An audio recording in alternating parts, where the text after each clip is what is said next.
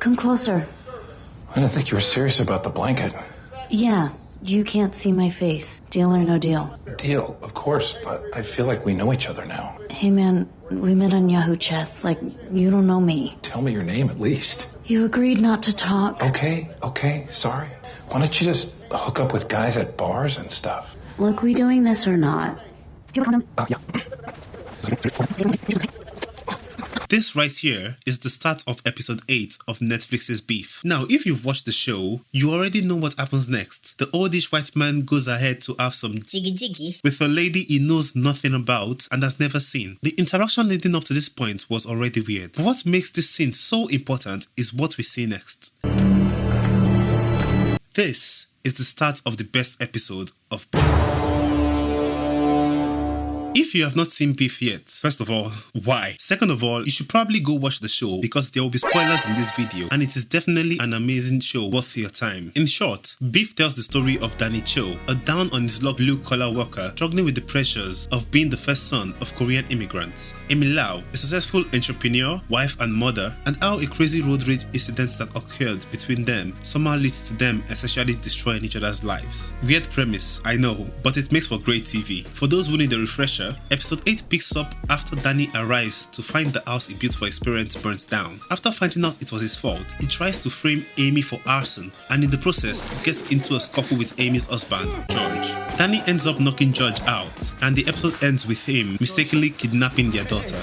As for Amy, this is the episode where she comes clean about her cheating and her history with Danny. In terms of the main story, that's about it really. So is this the craziest episode? No. That what probably goes to episode 9. Is this the most intense episode? Nah. That probably goes to episode 9 as well. The funniest? No, definitely not. So if it is none of these things, why then would I say that this is the best episode? Well, fellow Earthling, that is because this is the episode that makes it all make sense.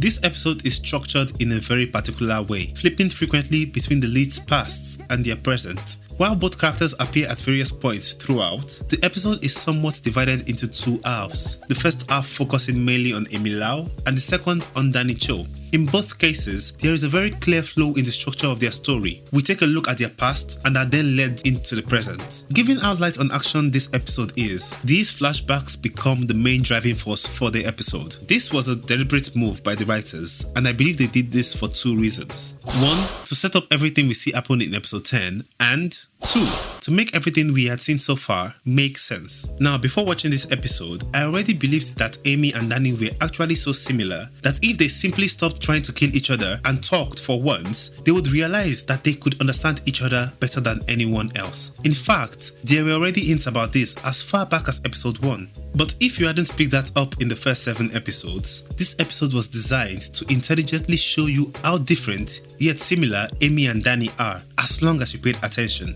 If there is one thing we know about Amy Lau going into this episode, it is that Amy is a psychotic messed up woman who tries her best to pretend like she is normal. And from this episode, we finally get to see why she is like this. The bulk of Amy Lau's flashbacks focus on her parents from Amy's point of view. One shows a little Amy hearing her parents fight, hinting that this was a recurring thing in her childhood. The second shows the moment when a teenage Amy skipped school only to catch her father cheating on her mother with his mistress. These are the kind of experiences that definitely affects a person's outlook on life. However, this only tells half the story because we are brought to the present where Amy decides to go and visit her parents for the first time in 2 years, hoping to finally get some answers that would help her understand her own issues. But the moment she tries to bring up what she had seen as a teenager... Oh my gosh, Amy, just stop, okay? You're not gonna tell me anything I don't already know, okay? Wait, what do you mean? You and Dad already talked about it? No, we don't have to. And you and I don't have to either. This is the other half of the story. See, the story here is not that Amy's parents had marital issues which affected Amy. Yes, that is somewhat true, but no. The story here is that Amy's parents would rather pretend like everything is fine than address their issues head on. And because of this, they inadvertently bred a child who learns to also do the same. Okay, see, now this is the problem with our family. We never talked about anything openly. Amy. And now... That's enough. That's enough. just stop, please. This means that Amy never addressed any issues or mental trauma she had growing up, and her parents failed to notice how broken their daughter had become. This is why Amy hates her parents. Danny's parents, on the other hand, were not shown to have any of these issues. Danny actually reveres his parents and seems to have had a relatively stable home growing up. So, what is the problem here then? Well, in order to understand how Danny's relationship with his parents is having a negative effect on him, rather than looking at the past like in Amy's case, we need to look at the present. For a quick refresher, Danny's parents immigrated to USA from Korea and struggled to give their children a better life. They eventually lost their motel after Danny's cousin, Isaac, was caught running an illegal business out of the building, and they were forced to emigrate back to Korea for this reason. Given that he was the one who permitted his cousin to run his business out of the motel, and being the first son of the family, Danny felt a responsibility to buy his parents a new home so they could move back to the USA. Fast forward to the present, Danny succeeds and brings his parents from Korea to move them into their new home, only to find it burned down. And this is where we see the problem with Danny's parents. I'm gonna call the insurance, I'm gonna cover everything, and we'll rebuild the house. 아, 어떡해. 우리 정말 사는 게 계획대로 안 되네. 엄마, 그런 말 하지 마세요. 빨리 한국 돌아가서 일해야 돼. 아빠, just stay. It's fine. I think we can all agree that even if we were to assume that his parents blame him for them losing their motel, this was a really harsh and cold reaction to watching years of your son's hard work, hopes and dreams go up in flames. This shows very clearly that Danny's parents have a very clear lack of understanding or sympathy for the struggles of their son. We see a similar situation occur with Amy's parents during our visit. You bought a vacation house, huh? Next time, buy one for me and your mom, okay? Well, I paid off your mortgage, remember? Our friend's son moved them into his house. Yeah, Dad, you would hate that. Both Amy and Danny are children of immigrants who have sacrificed a lot in order to give their children better lives and now expect to be paid back by those very children. However, they also lack either the willingness or ability to understand their kids' struggles, nor do they have the awareness or even care to acknowledge the negative impact that they may have had on their kids. You act like we're so evil. What do we ever do, huh?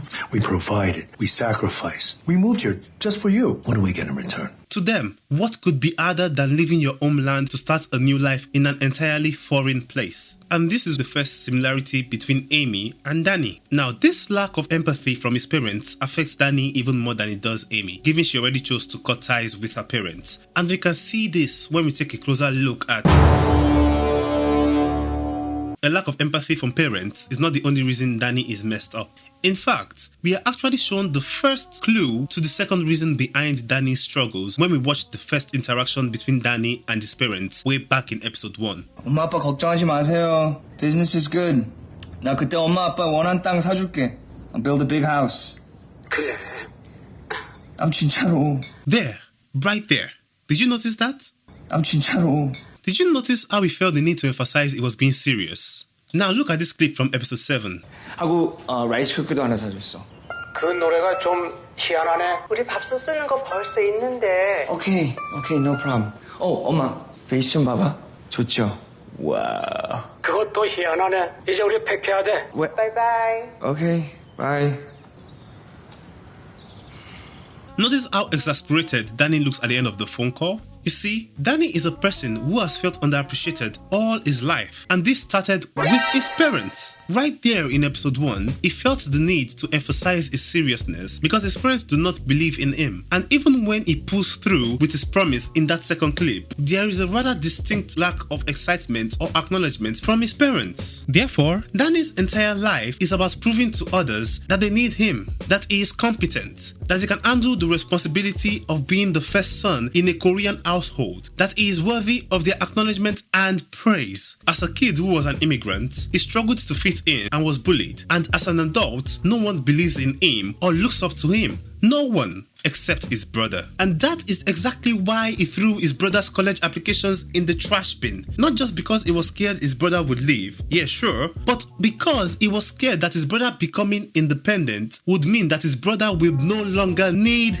him. This is the tragedy of Danny Cho's life, the need to feel needed. Amy, on the other hand, couldn't care less about her parents' approval. In fact, she directly blames her parents for her turning out to be such a mess. And this directly reflects in her in two ways that are very much related. To start with, do you remember this? This right here is Amy's feelings. Amy came from a family that didn't talk about the bad things. Sure, but why? Well, that is because of something expressed in the East Asian community as saving face, or in regular English, reputation. You see, what mattered to her parents was how they appeared to other people on the outside. This meant that for Amy, life wasn't about not doing anything wrong, but rather about not doing anything shameful. In other words, it doesn't matter what you do, just don't get caught. That attitude manifested in our messed up youth. In every single flashback we are shown, Amy does something quote-unquote bad. Whether it was stealing candy as a kid, skipping school as a teenager, or having jiggy with a random older stranger she met in a chess chat room online. These are all morally questionable things at best and outright bad at worst. But it was fine as long as it didn't bring shame to the family. And that opening scene is a perfect example. This hyperfixation on being judged by others is what led to the creation of this monster in her mind. But this was not like what we would call a guilty conscience in a normal person. No, this monster was Amy judging herself the way she thought others would judge her for her actions. In other words, this monster represents Amy's fear of being judged by other people. And that leads me to the second way this affected Amy, which we see in how she attempted to fulfill her desire to not become her parents. Because of her dislike for how her parents raised her, Amy swore to never become like them. But rather than address her childhood trauma, she decided the best way to achieve this was to act like a normal member of society. And so, she never discussed her past with her husband, nor did she confide in him about her deepest negative feelings. Even when running a multi-million-dollar business was killing her mentally, she continued to pretend like everything was fine, even in front of her husband. Wait, does this sound familiar to you? That's right, that is the exact same thing her parents did. In a bid to not become her parents, Amy somehow ended up becoming just like her parents. Now, to be fair, she did this for entirely different reasons from her parents. While her parents pretended things were okay in order to save face, she did so because of her fear of being judged. She was scared that if she opened up her true self, no one, not even her husband, would understand her. And this is the exact same way Danny felt. Danny was also lonely even though he had family around, and he also felt like no one understood him. But yet, just like Amy, he couldn't show any of this. He had to hide these emotions and pretend. Despite being in completely different situations, Danny and Amy were experiencing the exact same feelings. This is why they are both so crazy. This is why episode 10 works. This is why you should smash that like button right now. This, fellow Earthlings, is the genius of episode 8. This has been another Random Thought session. Till next time, take care. I can't tell anyone your secrets. How come? Because no one would love you.